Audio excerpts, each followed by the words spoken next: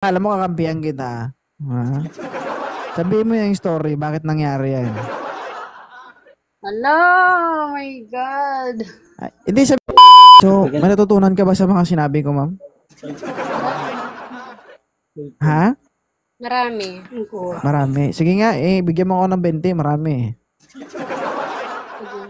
Sige, Isa. ito. Isa, ano yung isa?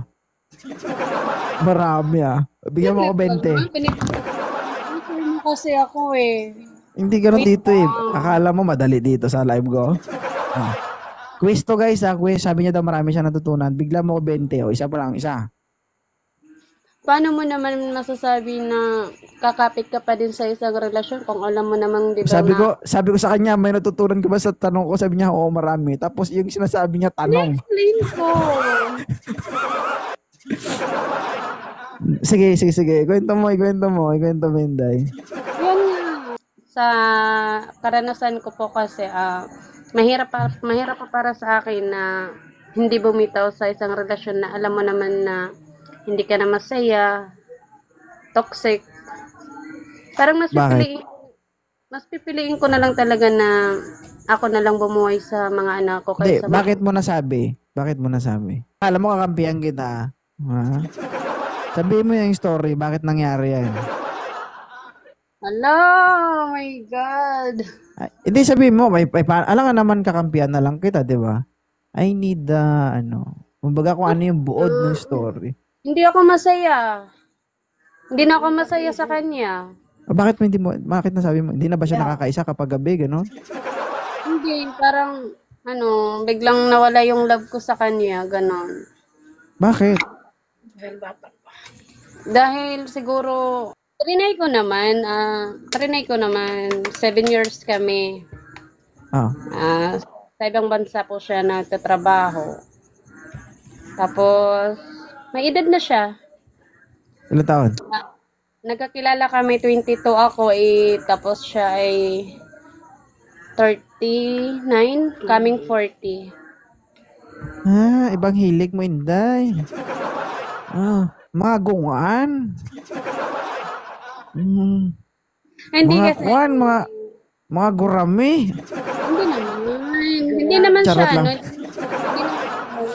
Bakit? Love niya ako. Ako lang talaga yung may problema sa sarili ko. Hindi ko siya nakayang mahalin. Basta 7 years namin pagsasama.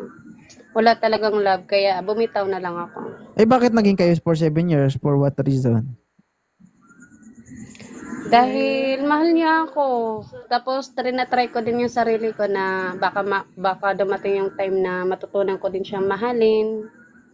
Pero wala talaga. Ikaw pala yung toxic eh. Tama ba? Siguro kasi yun ang sabi ng mga parents ko. Ano siguro? Siguro. Ikaw. Ako na may mali. Oo. So, paano naging kayo sa ganung di ko naniniwala eh. Okay ito. 21 ka, 39 siya, tapos naging kayo. Tama? Tama. Napasagot ka niya. There is a reason behind.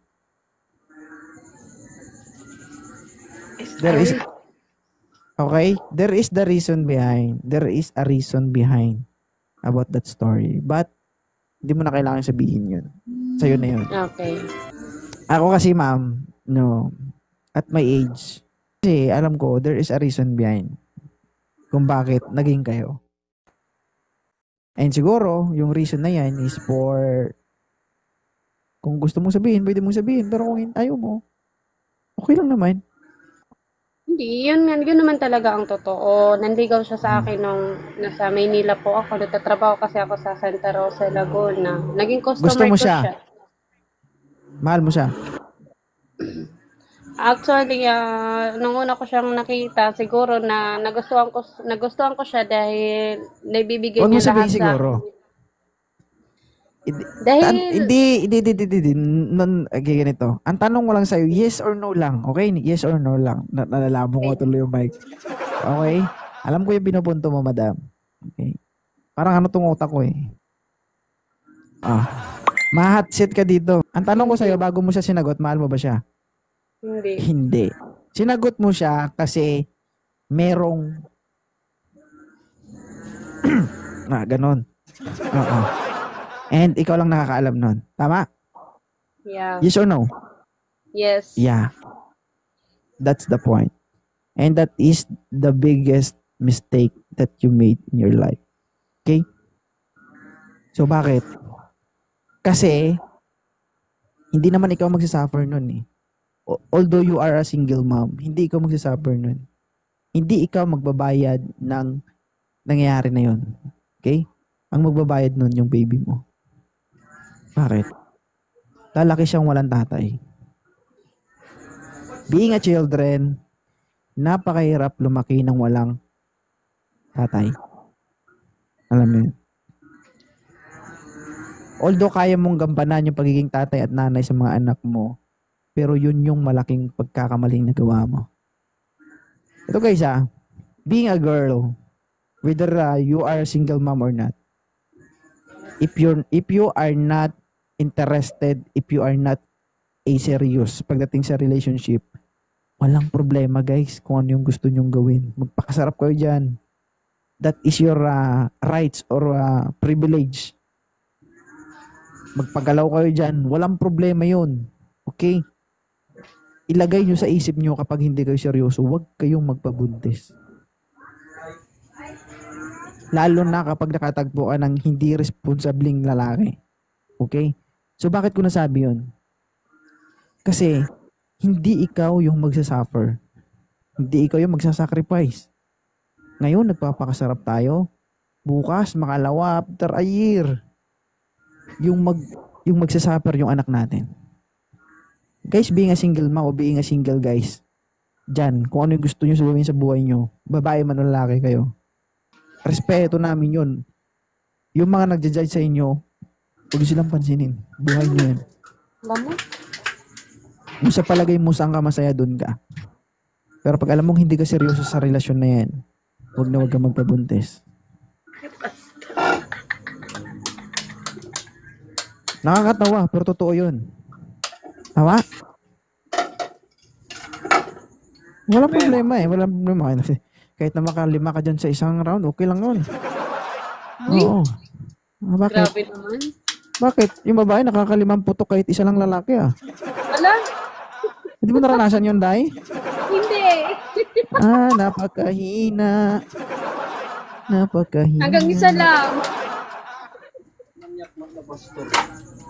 Oh. Hindi, totoo naman talaga. So, yun lang sa akin, ma'am, no? Yun lang masasabi ko. Ilang taon ka nang single, ma'am? Wild.